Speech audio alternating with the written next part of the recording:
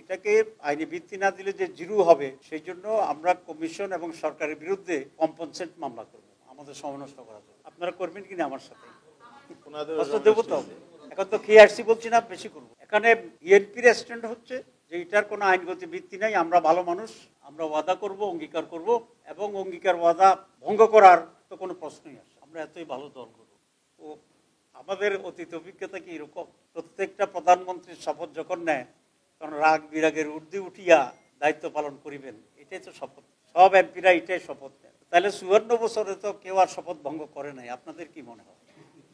তো যদি 54 বছরের শপথ ভঙ্গ করে একেবারে অফিসিয়ালি, তাইলে এখানে মাত্র আমরা গুডউইলের ভিত্তিতে অঙ্গীকারবদ্ধ হওয়ার ভিতরে এটার কোনো যথার্থতা নাই। এবং এটা আমরা এতদিন যা কাজ করছি, যদি এটা আইনি ভিত্তি না দেয় তাহলে এটি জিরো। এবং আমি বলছি যে এটাকে আইনি ভিত্তি না দিলে যে জিরো হবে সেই জন্য আমরা কমিশন এবং সরকারের বিরুদ্ধে কম্পনসেট মামলা করব আমাদের সময় নষ্ট করার জন্য। আপনারা করবেন কিনা আমার সাথে? আপনি এটা জানেন যে বাংলাদেশ জামাত ইসলামী, ইসলামী আন্দোলন, এনসিপি, আমাদের গণ অধিকার পরিষদ সহ এবি পার্টি সবগুলো ইসলামী দল, আমরা সকলেই একটা পূর্ণাঙ্গ পিয়ার চাই। সেটা হচ্ছে লোয়ার হাউসও পিয়ার, আপার হাউসও। কেন চাই এটা আরেকদিন ব্যাখ্যা দিয়েছিলাম যে 54 বছরে ট্রেডিশনাল পদ্ধতিতে যে নির্বাচন হয়েছে বাংলাদেশে, সেই নির্বাচনে আমাদের কোনো সুখকর স্মৃতি নেই।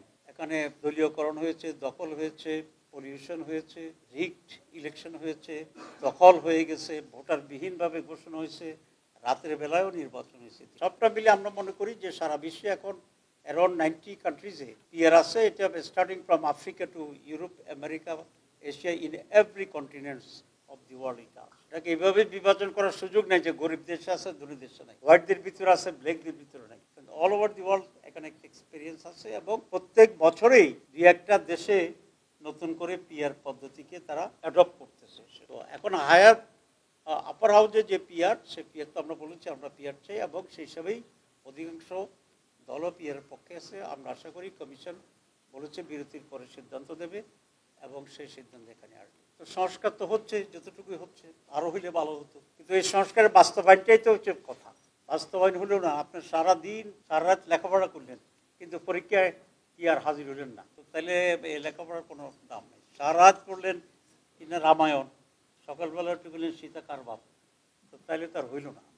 ঠিক আছে, বাস্তবায়নটাই হচ্ছে ইম্পর্টেন্ট। আমরা যতটুকু ডিসিশন নেই দুইজন বিপক্ষে, এখানে আমাদের উদার নৈতিকতার একটা উদাহরণ এটা যে একজন নো বলছে তাকে আমরা অ্যাকোমোডেট করলাম, উনি নো বলছে, আর নো বলার চাকরির আছে, কিন্তু দেখতে হবে টোটালি কতজন পক্ষে আছে, কতজন বিপক্ষে আছে। ঠিক আছে, তো এই জন্য এটাতে কোনো অসুবিধা নেই। আর হঠাৎ দেখতেছেন কেন, এর একটা চমৎকার ব্যাখ্যা আছে। দেখো যে আমাদের যারা এখানে কমিশনের লোক আছেন তারা অনেক গুরুত্বপূর্ণ পয়েন্টগুলোকে মোটামুটি ভাবে টানতে টানতে আগের স্টেশনে গিয়ে থেমে গেছিল। সবগুলোর নিয়ে আগের স্টেশন, সবগুলোকে নিয়ে আগের স্টেশন। এখন যে ফাইনাল স্টেশনে যাওয়ার জন্য এখন যে যাত্রা শুরু হয়েছে, সেই কারণেই যার ডিফারেন্স ছিল, আগেও ছিল, কিন্তু আগে তো নোট অফ ডিসিশন দিতে হয় না, যেহেতু তখনও ডিসিশনটা ফাইনাল হয়। তো ওই জন্য বলেছি যে এখন যেহেতু ফাইনাল হচ্ছে, ফাইনালি আমরা বলছি যে ইয়েস, যারা বলছেন পক্ষে পক্ষে, যারা কোনোভাবেই পক্ষে আসছেন না তারা নোট অফ ডিসিশন দেন। তো এর চেয়ে তো আর বেশি উদার বা গণতান্ত্রিক পদ্ধতি আর হইতে পারে না।